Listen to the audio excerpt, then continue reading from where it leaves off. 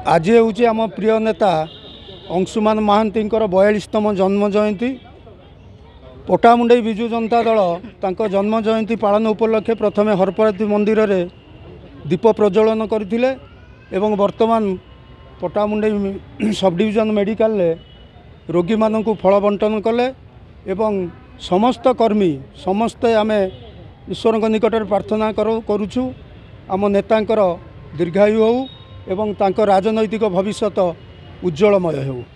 आम समस्तंकर प्रिय नेता तथा आम सुख दुखर साथी अंशुमान महांती जन्मदिन उपलक्षे पटामुंडई मेडिकल रे रोगी माननकु फल बंटन करा जायछि।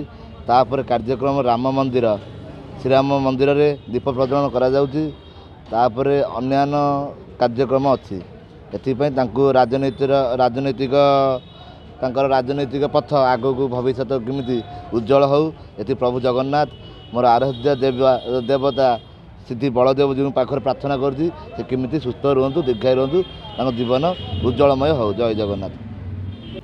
आज आम प्रिय नेता अंशुमान महांती जन्मदिन से उद्देश्य रे आम पटामुंडई सब मेडिकल रोगी को फल बंटन कलु। राम मंदिर रे तांको उद्देश्य रे दीप प्रदान कलु। तांकर दीर्घमय जीवन कामना कलु। तांकर जेते राजनीतिक जीवन मध्य आम सुखमय हो दीर्घजीवी हूँ तांको उद्देश्य रे आम जगन्नाथ पाखे प्रार्थना कलु। आज आमर नेता प्रिय नेता केन्द्रापड़ा जिला माटीरपु अंशुमान महांती जे आम बड़ भाई तांका जन्मदिन था।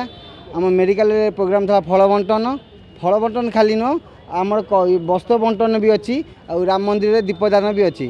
तांकर दीर्घायु हो तांकर राजनीति पथटा आगू केमी बढ़ प्रभु को डाकबू सब से खुशी रुहतु आम मैंने भी खुशी रही।